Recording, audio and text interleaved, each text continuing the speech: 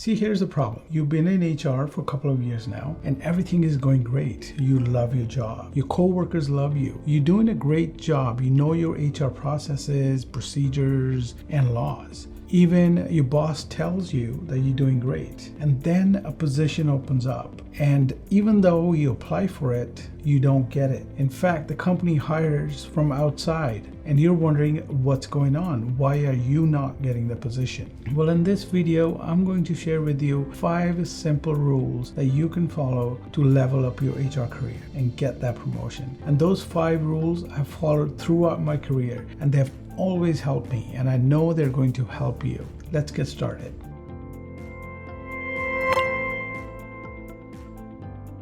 Hello, my name is Kulraj, and I've been in management and in HR for the past 20 years. I'm here to help you create an HR experience for yourself that you are going to enjoy for yourself and for employees that you serve. Before I share the rules with you, I want to take you to the start of my career really quick so you understand how these rules came about. I started my management career at a big box retail store as a manager, and part of my duties as a manager were to hire new employees, to onboard them, train them, and deal with any employee relation issues that may arise. Doing that kind of got me curious about HR career as a whole, so I started digging into it. I started researching and learning about how to become an HR generalist, how to become an HR partner, and how to get into HR. So as I was doing all my research, my retail management career ended as I was laid off, but that helped me shift my career from retail to HR. And then I landed an HR coordinator job with a big company, and a couple of years went by. I was doing great. I was learning a lot. I knew my HR stuff. I knew my HR laws, processes, and procedures. My colleagues were telling me that you're doing great and you're learning really quick. And I was even bringing more to the table, learning the ropes really fast.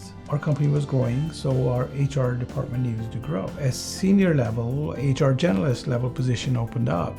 For some reason, I thought, well, I'm the obvious choice, but that didn't happen. They hired somebody else from outside of the company. Our department was still growing, so that happened twice in that year, where a new position opened up that was going to take me potentially to the next level in my HR career, but I didn't get the position. Again, they hired from outside of the company. First, I thought, well, I'm still new. But then I mustered up the courage and asked my manager and wanted to find out, why am I not being considered for the position? So this is what my boss told me that day. It was kind of hard to hear at that time, but it was the truth. I wasn't ready for the next level at that time. And here's why. I want to share that with you because that's going to put things in perspective for you as it did for me.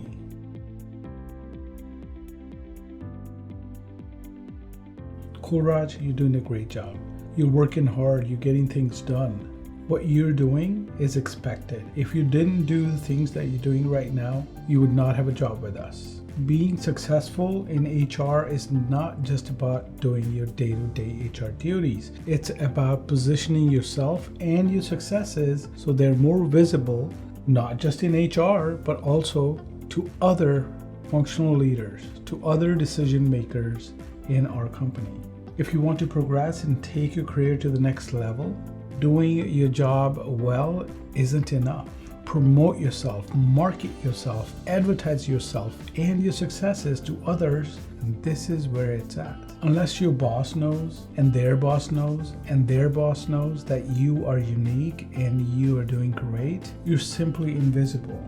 So you're simply concentrating on doing your job that you do better than anybody else in your department and thinking that that's enough. Listen, you worked with us for a couple of years now, but if you continue doing what you're doing and don't step up, you'll be working the same way for the next few years to come, and maybe there's a promotion for you. But if you want to advance your career, move to the next level, and accelerate your HR career growth, you need to step it up. And you're the one that needs to find out what that means. After listening to that, I was floored. I was a bit angry. I didn't want to work for this company anymore. I felt that I've been taken advantage of. But after soaking it all in, I finally realized that the advice my boss gave me that day was the best advice that I've ever gotten from anyone. My boss that day was actually helping me. grow. And I knew that I was not ready for promotion that day. But from that point forward, I made it a point to better myself, to do better, to better market myself, to make sure that I'm visible. And by following these 5 rules that we're gonna go through today, I was able to level up my career. So let's start with rule number 1. Never think that your outstanding talents are enough. Your outstanding talents must be visible across all the functional areas of your business. You can't expect that the key decision makers at your organization will instantly understand that you are the one who's contributing and helping. Please don't think that all the key decision makers at your company are always in the loop on what you're doing and how you are contributing, how you are bringing value. For them to know that, you have to tell them. You have to be visible across all your functional areas. Rule number 2, never think that if you're good at your HR job, you are excellent at managing your HR career. See, these are 2 different things, but they need to be managed at the same time. No matter what your boss, your colleagues, your coworkers tell you, you are the only one in charge of your professional life. As you do great at your HR job, you also need to be good at managing your HR career, your professional life. This means the very worst thing you can do is bury yourself in your day-to-day HR job and neglect your career as a whole. You need to be visible in front of those who can take your career to the next level.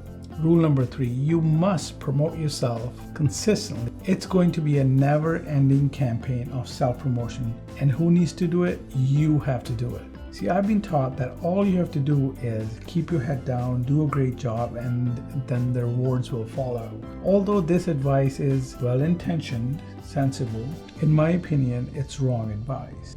You must get comfortable with singing your own praises. Don't waste time. Promoting and marketing yourself in the right way will 100% help you become more visible and recognized. See, the difficulty with the majority of the HR professionals is that we are givers, we're helpers. But in doing so, we sometimes forget ourselves. We don't take care of our own aspirations. We forget to promote ourselves, to make ourselves visible, because we're so busy helping. See, but those doers, the helpers and caretakers who promote themselves actively are well compensated and are well recognized than who do not.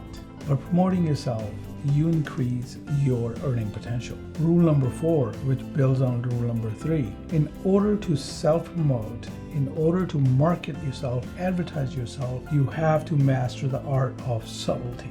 See, if you go out there today and try to promote yourself in some arrogant manner, being the person that knows it all, nobody is going to appreciate it, and that is not the right way to promote yourself. On the other hand, if you don't tell others about your successes, nobody else is going to do that for you. So what's the right way of self-promotion? See, there are several ways to promote yourself and do it with subtlety. And I'm going to share with you a couple of ways that you can do that. One way to do it is to sit down with your boss or your functional leaders or decision makers and give them short update and reports on what you're doing. Showcase your successes and also talk about what's working and not working to keep them updated. For example, you're working on a project with the help of HR leaders and with the VP of facilities. Let's just say that you are trying to outsource all the maintenance work of a number of facilities to a vendor. And although HR and facilities VP know that that's going on, but you can keep them updated with the progress report. So you can say, well, hey, the vendor is going to be coming to the facilities. We have chosen this vendor and we are anticipating to close by the end of this week. I'm trying to push it so we can get it done by Friday. So next week we can have the vendor start working on our project. See, when you give them these updates, you're reaching out to them first before they ask you, hey, what's going on? So you're one step ahead, and that tells them that you are taking initiative. Another way to market yourself is when you talk about your successes, use a we first approach rather than me first approach. Now, I know I'm saying you have to promote yourself, sing your own praises, but I also said you have to master the art of subtlety. So you need to inform them how your contributions have benefited the organization and the team members that you're working with.